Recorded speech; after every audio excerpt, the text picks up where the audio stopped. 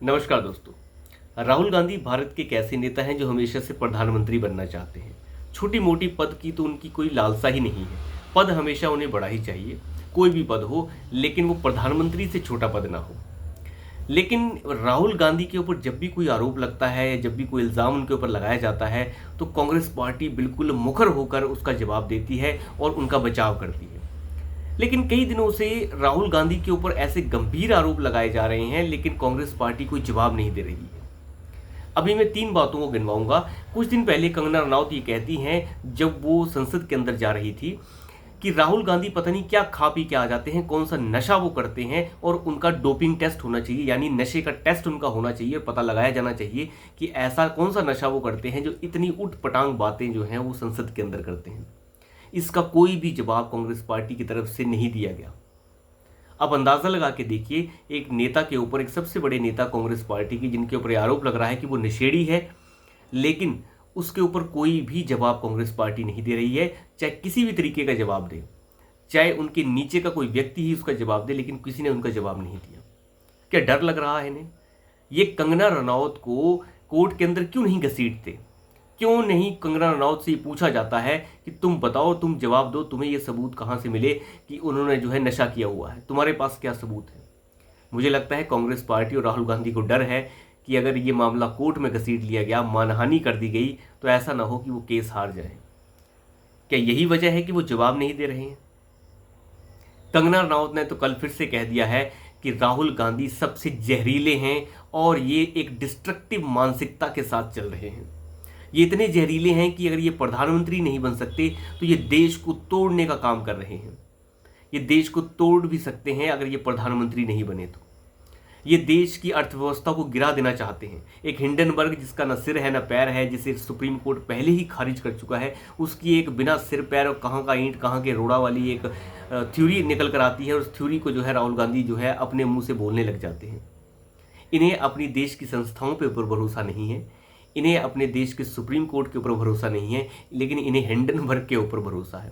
Hindenburg, जिसका खुद America में कोई वजूद नहीं, वो संस्था जो है भारत के सेबी, जो सबसे बड़ी संस्था है भारत की, उस संस्था के साथ जो है खिलवाड़ करने की कोशिश कर रही है, लेकिन राहुल गांधी उसका साथ दे रहे हैं। आप अंदाज़ा लगा के देखिए कि राहुल गांधी के पास और कोई काम नहीं बचा है। वो कहते हैं इस देश में सब कुछ खत्म हो चुका है, इसकी डेमोक्रेसी खत्म हो गई है, इसका ये खत्म हो गया, इसका वो खत्म हो गया। अंदाज़ा लगा के देखिए क्या मानसिकता यहाँ तक गिर गई है। कंगना रनौत ने तो साफ कहा कि ये सबसे जहरीला व्यक्ति है और आप बैठे रहिए, इस देश की जो जनता है आपको कभी अपना नेता नहीं चुन सकती, आप इसके लायक ही नहीं हैं। लेकिन कोई जवाब राहुल गांधी की तरफ से या फिर उनके छिछोरे नेताओं की तरफ से नहीं दिया गया। ढेर सारे छिछोरे नेता भरे हुए हैं कांग्रेस पार्टी के अंदर भी, लेकिन कोई जवाब नहीं दिया गया। आखिर जवाब क्यों नहीं दिया जा रहा?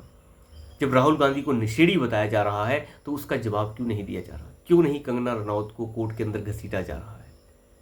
क्योंकि डर है कि अगर मानहानि अगर कर दी गई तो राहुल गांधी कहीं के नहीं रहेंगे। लेकिन इन सभी चीज़ों से अलग सबसे बड़ी चीज़ एक और है, वो है कि राहुल गांधी को बहुत ही जल्दी ईडी के सम्मन मिलने वाले हैं। एनफोर्समेंट डायरेक्टरेट उनको नेशनल हेराल्ड केस में सम्मन भेजने वाला है। ये बात साफ हो चुकी है। तो डर किस बात का है?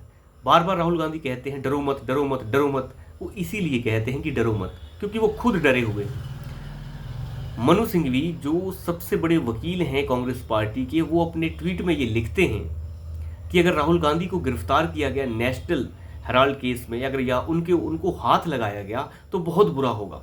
एक वकील इस तरीके की बातें कर रहा है, मानना पड़ेगा। एक वकील जो हर किसी नशेड़ी को छुड़ा लेता है सुप्रीम कोर्ट से जाकर, चाहे वो शराब घोटाले वाला हो, चाहे वो लालू हो, चाहे कोई भी हो, वो ये कह रहा है कि अगर हाथ लगाया तो अच्छा नहीं होगा, बहुत बुरा होगा। एक वकील को शोभा नहीं देता ऐसी बातें करना। अगर उनके ऊपर हाथ डाला जा रहा है तो आप कोर्ट में जाइए, कोर्ट में साबित कीजिए। अभिषेक मनु सिंघवी भी जानते हैं कि अगर ईडी के हाथ में कुछ भी लग गया तो राहुल गांधी को दोबारा से जमानत दिलाना बहुत मुश्किल हो जाएगा और वो उन्हें बचा नहीं पाएंगे। इसीलिए एक माहौल बनाने की, माहौल तैयार करने की कोशिश की जा रही है कि नेताओं को अंदर डाल दिया, नेताओं को अंदर डाल दिया। अरे नेता तो इस देश में कई अंदर जाते रहे हैं, इसमें क्या कोई नई बात है? भ्रष्टाचार के आरोप में जा रहे हैं, कोई आज़ादी के जश्न में तो जा नहीं रहे हैं। लेकिन राहुल गांधी के वकील ये कह रहे हैं कि बहुत बुरा होगा अगर इन्हें छेड़ा तो। भैया क्यों बुरा होगा? ये डर और हताशा बता रही है कि राहुल गांधी खुद कितने डरे हुए हैं। वो रात को 2 बजे उठ के कह देते हैं कि एनफोर्समेंट डायरेक्टोरेट मुझे सम्मन भेजने वाली है। तो सम्मन भेजने वाली है तो उसमें क्या नई बात होगी? तुम नेशनल हेराल्ड केस में जो हो एक आरोपी हो, तो तुम्हें अगर बेल पे तुम बाहर चल रहे हो, अगर सम्मन भी आ जाता है तो इसमें नई बात क्या है? और मुझे लगता है कि देश की सरकार अगर वक्त रहते सारे काम कर ले तो बेहतर रहेगा। बाकी सारा काम न्याय व्यवस्था के ऊपर छोड़ देना चाहिए, न्यायपालिका के ऊपर छोड़ देना चाहिए, वो देख लेगी। वो अच्छा करे बुरा करे वो उनके हाथ में है, हमारे हाथ में तो न्यायपालिका का कोई भी काम नहीं हो सकता। लेकिन राहुल गांधी क्यों डर रहे हैं? हिंडनबर्ग की एक छिछोरी सी रिपोर्ट के चक्कर में जानबूझकर अपने आप को बदनाम क्यों कर रहे हैं? वो कुल मिला के अपने आप को बचाने की कोशिश कर रहे हैं। कंगना रनौत जैसे लोगों का वो जवाब नहीं दे रहे हैं। उनको पता है कि ये जवाब हमने दिए तो हम इसमें ही गिर जाएंगे। नशेड़ी हैं या नहीं है इस बात को वो खारिज नहीं कर रहे हैं, वो चुप रह रहे हैं। बांग्लादेशी हिंदुओं के ऊपर कुछ नहीं बोल रहे हैं। वो सोचते हैं अगर हम बांग्लादेशी हिंदुओं के बारे में कुछ बोल देंगे, उनकी जो हिंसा जहाँ जो उनके खिलाफ हो रही है उसके खिलाफ कुछ बोल उसके समर्थन में कुछ बोल देंगे तो यहाँ का जो मुसलमान वोटर है वो नाराज़ हो जाएगा। इन्होंने यहाँ के मुसलमान वोटर को गुंडा मवाली बना दिया है कि वहाँ के अगर गुंडे मवाली हिंदुओं के साथ गलत करेंगे तो यहाँ के मुसलमान को अच्छा क्यों लगेगा? तो यहाँ के मुसलमानों को गुंडा मवाली क्यों समझ रहे हैं यहाँ के लोग? ये अपने आप में बहुत बड़ा प्रश्न है, और ये प्रश्न है या नहीं है मुझे लगता है इसका जवाब भी सब लोगों को पता है। खैर, इन सभी चीज़ों से अलग राहुल गांधी क्यों डर रहे हैं? ये डर बिल्कुल सही है और ये डर होना भी चाहिए। कानून का डर हर किसी को होना चाहिए, चाहे वो गांधी हो चाहे कोई और हो। तो अभी के लिए इतना ही। धन्यवाद।